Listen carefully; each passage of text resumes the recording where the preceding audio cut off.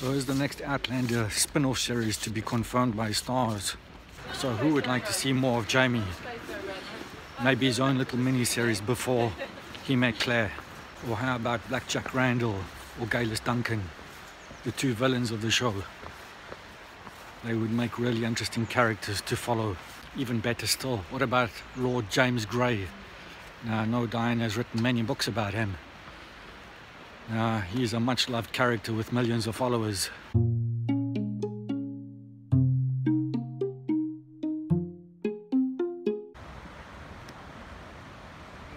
So just behind me, up there on the hill, you can see the old church. Now, I used to live next to that church about 30 years ago in a place called Buckingham Terrace. And I'm going to tell you a little famous ghost story from this particular street.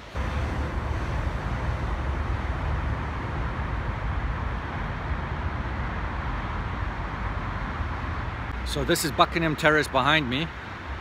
Now, as I told you, down in Dean Village, there's a famous ghost that lives in Buckingham Terrace. Now, the story goes that a sailor came home one day and he was so drunk that he ended up killing his baby child. Now, this drove him over the edge and he actually committed suicide. And even today, his ghost is still seen in this building. Now, if you don't believe me, all you have to do is Google Buckingham Terrace in Edinburgh for ghosts and this story will come up. Now, I've actually seen this ghost. This happened some 30 years ago when I was living here. I woke up one night to see a ghostly figure of a man sitting at the edge of my bed. Now, this figure was dressed in black rags. Now, I was perplexed and I actually asked him, "What are you doing here? What are you doing in my room?" Anyway, my wife woke up and she said, "Who are you talking to?" And I says, "Don't worry, I'm just talking to the person at the end of the bed." So, of course, I asked the ghost who he was and what he was doing there, and it gave me no answer. And just at that point, the ghost came flying over the bed, right through the wall. I'll be careful what I say here, but I was in shock. When I turned around to look for my wife, she was gone. She was hiding under the bed. Now, this is one of many stories I can tell you about this particular ghost. Now, the funny thing about this particular ghost is he only appeared in the one room in our building. And in this particular room, I could never get my dog or my parrot into the room. If I tried to take my parrot into the room, it used to go crazy. It used to fly around inside its cage and try and kill itself. And if I tried to drag my dog into the room, it would literally rip my arm off just to get out again. Now, this particular ghost is known to wander the top floors of Buckingham Terrace, and several families have actually moved out of the building because they've been so petrified by it. There you are, this is a true story.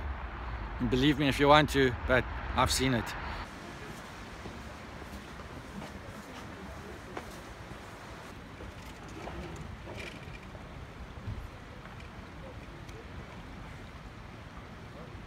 Now, we're currently in Dean Village.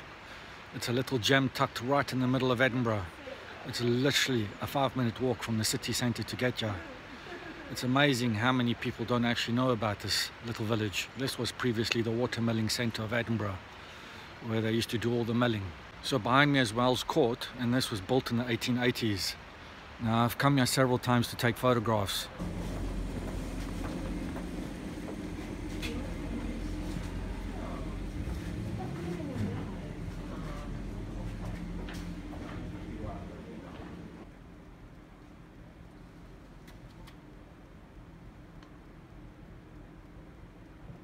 So just before I discuss the possibility of a mini-series, I just want to address some of the comments that was made in my last vlog. I know that there were a few people not happy about the thought of Jamie being killed off. As I've said before, Diana herself doesn't actually know how she's going to end this story. However, my concern is not with Diana's writing, but the companies that are actually producing this.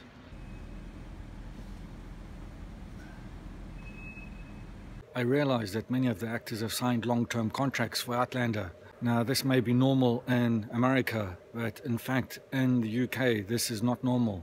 Now, many of the actors were caught by surprise when they were asked to sign these contracts. The British look at these contracts with much skepticism.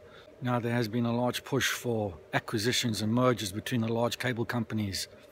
I think that Netflix and Amazon have caught many of these companies off guard.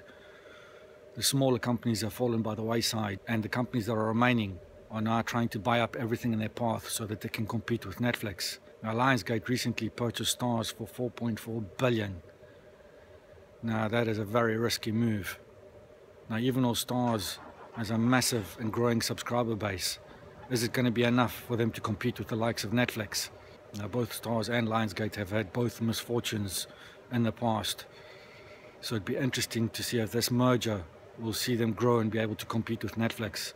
It's also interesting to note that previously StarZ reconfirmed 2 series for Outlander.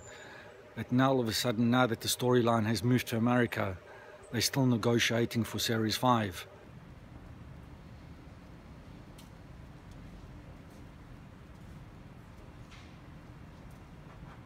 Nobody can deny that Outlander has become a massively famous series, and we can only hope that both StarZ and Lionsgate will continue with this series. With this in mind, wouldn't it be amazing if StarZ decided to develop the Outlander story into something bigger and do some spin-off series?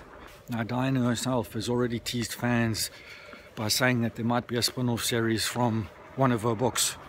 Now, she has already handed over the text of Virgins to the directors to read. Now, this involves the early life of Jamie and Ian before they met Claire. Who knows, fingers crossed, this might develop into something much bigger. So I now find myself inside the Museum of Modern Art. It's about a 5-minute walk away from Dean Village, and the reason I came here is because it is about -5 degrees outside and all my camera gear froze up solid. All my batteries died. So coming for a cup of tea, and hopefully all my gear will be warmed up again.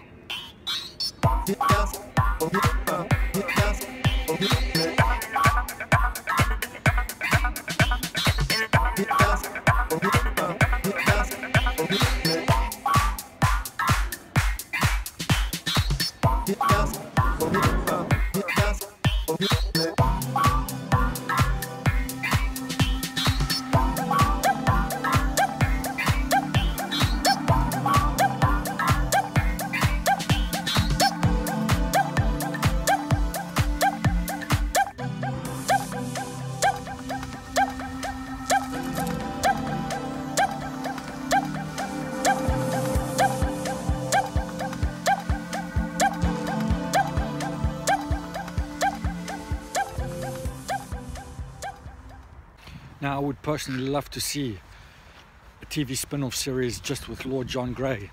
Now, even although he's not in many of the episodes, he has a very important, pivotal role to play in the Outlander series. And of course, the standalone novellas about Lord John Grey is extremely interesting. Lord John Grey and Jamie's paths cross in several of the episodes. You also have to remember that Lord John Grey was gay. Now, in those days, this was punishable as a capital offence. And if he was found out, he would be killed. The result is that he's constantly living with conflict in his life. So I personally think, because of the amount of followers that he has within the novella series and within the Outlander series itself, I think this could be a successful spin-off. He has millions of followers in his own right. So yes, who knows? We may be lucky and get a spin-off series with Lord John Grey or Jamie himself. Now, in the own words of Diana, she says she knows how it ends, she just doesn't know how to get there.